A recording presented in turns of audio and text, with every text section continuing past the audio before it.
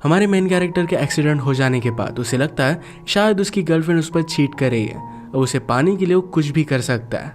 Hello friends, आज मैं आपको द पैरामेडिक ये 2020 की एक थ्रिलर स्पेनिश मूवी एक्सप्लेन करने वाला हूँ। अगर आपको वीडियो अच्छा लगता है तो प्लीज़ इसे लाइक और कमेंट ज़रूर कर दीजिएगा।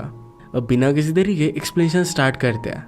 मूवी स्टार्ट होती है और हम हमारे मेन कैरेक्टर एंजल को उसके पार्टनर रिकार्डो के साथ देख सकते हैं। ये दोनों एक पैरामेडिक है। जहाँ पर भी एक्सीडेंट हुआ होता है वहाँ पर पहुंचकर उनके विक्टिम को हॉस्पिटल ले जाने के लिए हेल्प करते हैं। ये काम करते वक्त एंजल का एक सीक्रेट है, जिन भी लोगों की वो हेल्प करता है अगर उनकी कोई वैल्यूएबल चीज़ नीचे पड़ी होगी तो खुद के लिए रख लेता है। आज रात भी उसने ऐसा ही किया। इसके बाद उसके घर पर हम उसकी गर्लफ्रेंड देखते हैं। आज रात उसके साथ इंटीमेट हुआ। एक्चुअल में ये दोनों बेबी के लिए ट्राई कर रहे थे। बहुत दिन हुए पर ये प्रेग्नेंट हुए नहीं थे। वाने को लेकर एंजल ज़रा पॉसेसिव होता है। वो किसी से भी बात करे ये बात उसे ज़्यादा अच्छी नहीं लगती है। एक दिन एक बूढ़ी औरत की डेथ हो गई तो वहाँ से भी एंजल उसकी चीज़ें चुरा लेता है। इसमें एक वैल्यूएबल वॉच थी और एक वेडिंग रिंग थी। वेडिंग रिंग उसने वाने को देने के लिए अपने पास रख ली और इस वॉच को एक गैंगस्टर को सेल कर देता है। इस गैंगस्टर का मूवी में आगे रोल प्ले होगा। एक दिन जब एंजल घर पर आया तो वाने को किसी का मैसेज आ रहा था। एंजल कहता है कि इसे रिप्लाई दे दो। वाने कहती कि मैं बाद में दे दूंगी। तो एंजल को लगा कि शायद वाने का कहाँ पर अफेयर चल रहा है। वाने को लग रहा था कि एंजल में शायद कुछ प्रॉब्लम है, इसी वजह से वो प्रेग्नेंट हो नहीं पा रहे। उसे हॉस्पिटल में जाकर चेकअप करवाने के लिए कहती है। एंजल भी बहुत ही कॉन्फिडेंट था कि उसमें कोई भी प्रॉब्लम नहीं है, तो जाकर हॉस्पिटल में चेक करवा कर आता है। वहाँ पर उसे पता चला कि उसका स्पर्म काउंट बहुत ही कम है और इसी वजह से वो फादर बन नहीं सकता। वाने में कोई भी प्रॉब्लम नहीं था। घर पर आने के बाद ये बात वो वाने को नहीं बताता। उसे कहता है हमें सिर्फ ट्राई करते रहना चाहिए। आज रात भी वो वाने के साथ इंटीमेट होना चाहता था, पर वाने को ज़रा स्टडी करना था तो इसी वजह से वो लाइब्रेरी जा रही थी। शक में आकर एंजल ने वाने का फ़ोन चेक किया तो एक लड़के का उसे मैसेज आया हुआ था। ये लड़का ज़रा हैंडसम था तो इस वजह से वो जेलस हो जाता है। नेक्स्ट सीन में हम देखते हैं कि एंजल रिकार्डो के साथ अपने जॉब पर था। वहाँ पर वो एक आदमी को सेव करते हैं और जल्दी से जब हॉस्पिटल में लेकर जा रहे थे तो अचानक से उनका एक्सीडेंट हो जाता है। इस एक्सीडेंट में रिकार्डो तो बच गया था, उसे कुछ भी नहीं हुआ, पर एंजल के पैर पर बहुत बड़ी चोट आई थी। इस वजह से उसके लेग्स पैरालाइज्ड हो जाते हैं। अब वो चल फिर नहीं सकता तो इस वजह से बहुत ज़्यादा डिस्टर्ब हो गया था। वहाँ ने उसे सपोर्ट कर दिया। वो बेचारा उसके बाहों में रोता है। हर चीज़ को लेकर उसे हेल्प करती थी, खाना पीना हर जगह पर लेकर जाना। एक रात फिर से वाने अपने क्लासमेट के साथ लाइब्रेरी में जा रही थी तो एंजल उसे पूछता है तुम इतनी अच्छी तरीके से तैयार होकर लाइब्रेरी जा रही हो, क्या तुम्हारे और उसके बीच में कुछ चल रहा है? वाने ने इस बात को इग्नोर कर दिया और वहाँ से चली गई। एंजल का इस तरीके से उस पर शक करना है उसे अच्छा नहीं लगता। अगले दिन एंजल ने कुछ रिसर्च की। वो चाहता था कि हमेशा वाने का अता पता उसे मालूम हो। वो फ़ोन पर किससे बात करती है, कहाँ पर जाती है, ये सब कुछ उसे पता चल सके। इंटरनेट पर उसे एक ऐप के बारे में पता चला। ये ऐप उसे वाने के मोबाइल पर और अपने लैपटॉप में इंस्टॉल करना था। इससे वाने की लोकेशन, वो किससे बात करती है, किससे चैट करती है, कैमरा, ये सब उसे एक्सेस हो सकता था। एंजल आजकल थेरेपी वगैरह लेकर अपने लेग्स को स्ट्रांग करने की कोशिश कर रहा था। एक दिन एंजल से मिलने के लिए उसका पार्टनर रिकार्डो आता है। रिकार्डो ने उसे सॉरी कहा। एंजल ने कहा तुम्हें सॉरी होना भी चाहिए, तुम्हारी वजह से मेरी ये सारी हालत हुई है और तुम सही सलामत हो। ये सब सुनकर रिकार्डो को बुरा लगा।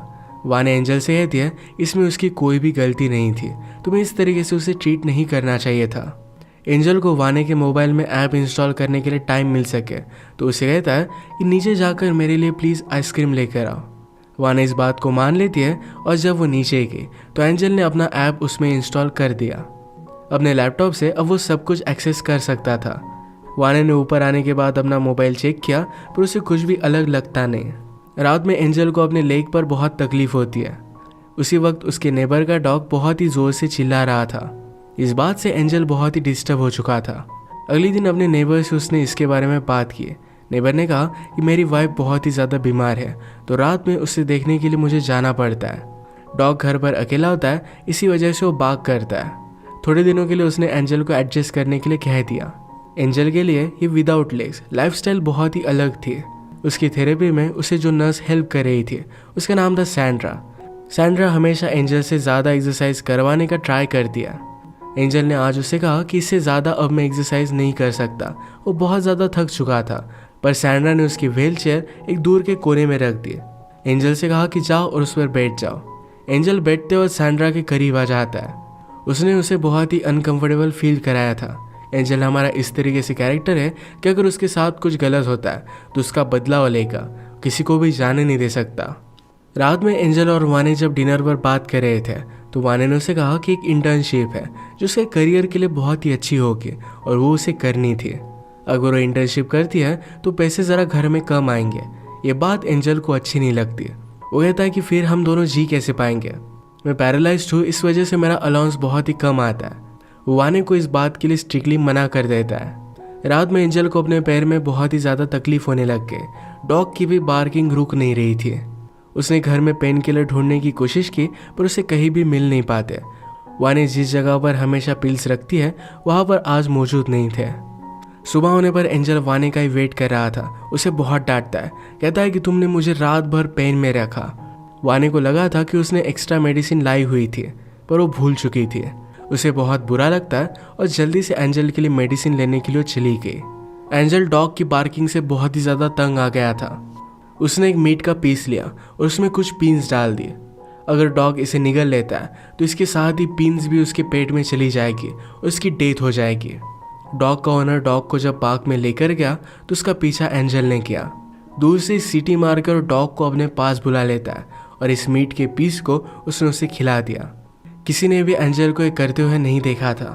वाने जब अपने फ्रेंड से बात कर रही थी तो एंजल उसकी सारी कन्वर्सेशन अपने लैपटॉप पर सुन रहा था।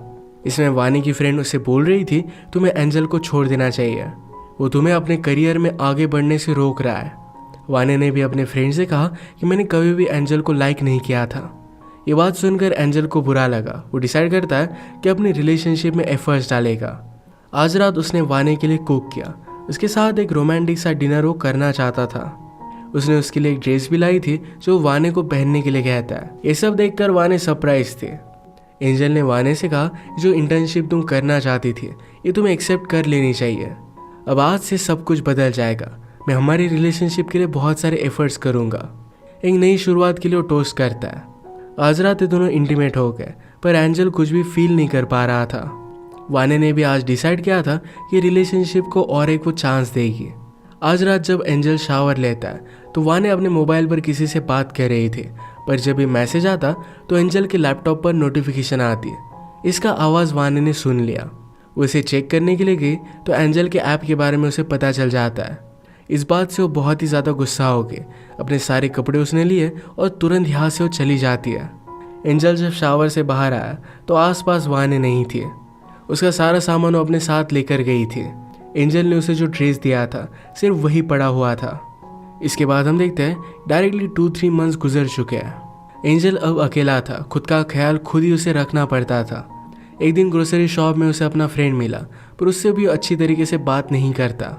उसने अपनी थेरेपी कंटिन्यू की थी। उसका मॉरल अब भी स्ट्रांग था। कोई भी उसे पैरालाइज्ड आदमी की तरह ट्रीट करे ये बात उसे अच्छी नहीं लगती थी। एक दिन उसने वाने का पीछा किया तो वो नोटिस करता है कि वाने रिकार्डो के साथ है। रिकार्डो एंजल का ही पार्टनर था। पीछा करते करते उसने देखा कि वाने और रिकार्डो ये बेबी सप्लाई के शॉप में गए हुए हैं। एक्चुअल में वाने और रिकार्डो दोनों रिलेशनशिप में थे। अब उन्हें बेबी भी होने वाला था। इस बात से एंजल बहुत ज़्यादा गुस्सा हो जाता है। उसे लगता है कि रिकार्डो ने जानबूझकर वो एक्सीडेंट करवाया हुआ था। उसने रिवेंज लेने की सोच ली थी। वो फिर अपने फ्रेंड की मदद लेकर एक हॉस्पिटल में गया। वहाँ पर इलीगली वो मॉर्फिन बाय कर लेता है जो नशे की दवाई है। अगले दिन उसने वाने का पीछा किया। उसे कहता है कि मुझे तुमसे कुछ बात करनी है। वाने ने कहा कि मैं तुमसे कुछ भी कहना नहीं चाहती।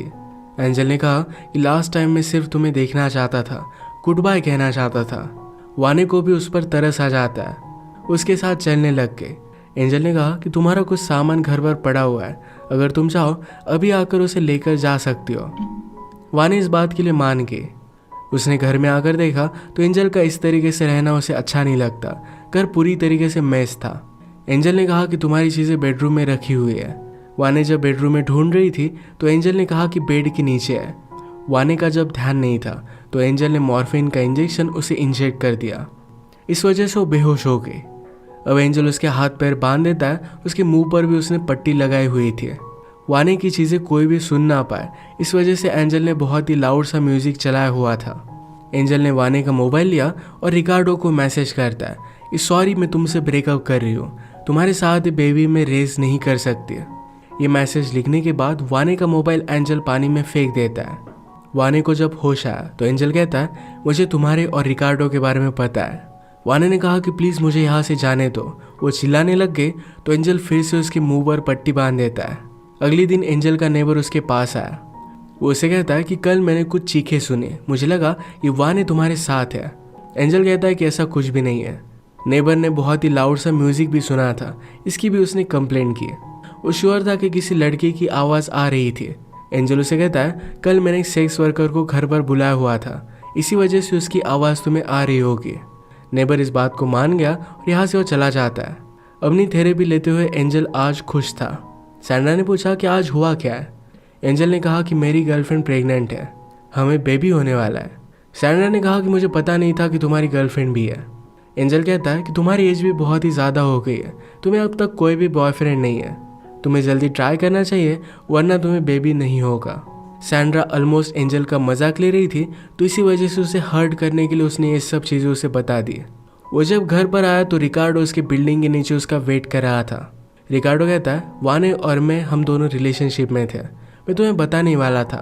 अचानक से वाने गायब हो चुकी है, क्या इसके बारे में तुम्हें कुछ पता है?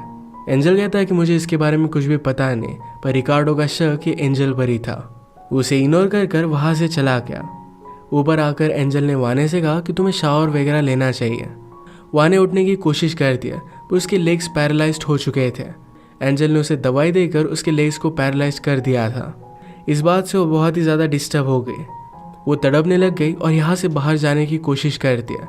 एंजल इस बात को एंजॉय करता है। वाने को पेन में देखना यही उसका बदला था। एक रात वो वाने के साथ डिनर कर रहा था। कहता है कि अगर लड़की हुई तो तुम नेम डिसाइड करना, वरना नेम मैं डिसाइड करूँगा। उसकी बेबी को लेकर पूरी तरीके से प्लान्स बन रहे थे।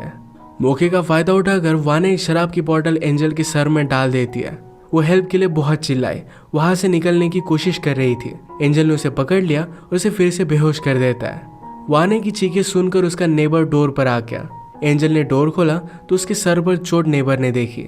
नेबर ने कहा कि मुझे पता है कि वाने अंदर है, वो अंदर जाकर देखना चाहता था। नेबर जब अंदर गया तो एंजल ने डायरेक्टली नाइफ लेकर उसे मार डाला।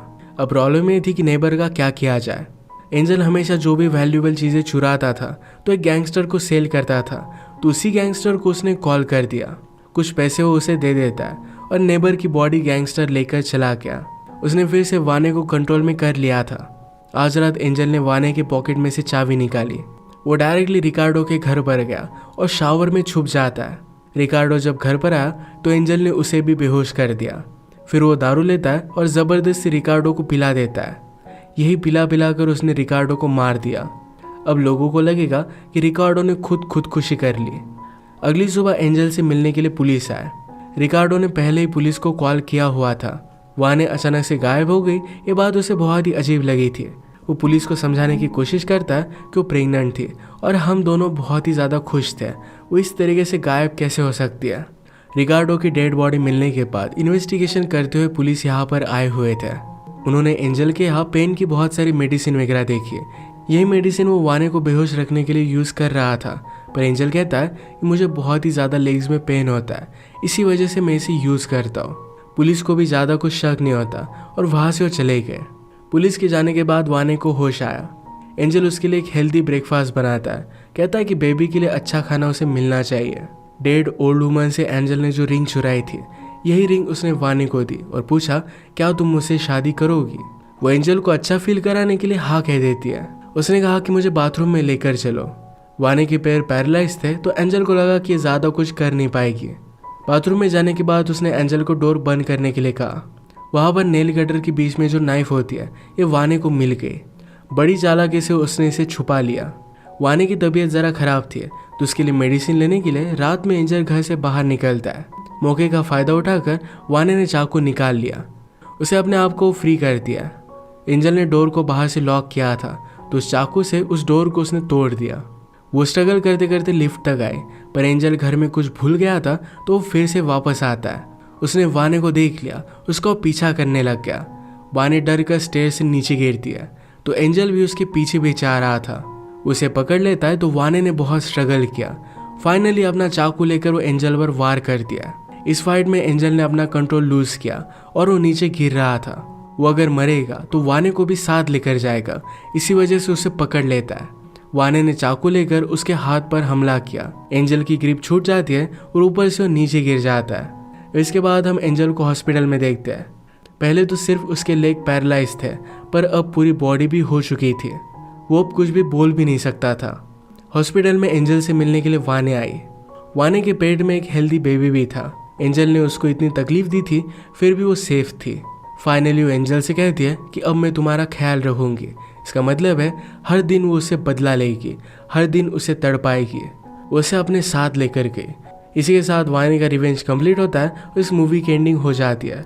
अगर आपको वीडियो अच्छा लगा तो प्लीज़ इसे लाइक और कमेंट ज़रूर कर दीजिएगा। मैं बहुत सारी मूवीज़ लेकर आते रहता हूँ, तो प्लीज़ चैनल को सब्सक्राइब कर दीजिए और बेल नोटिफिकेशन आइकॉन दबाना मत भूलिएगा।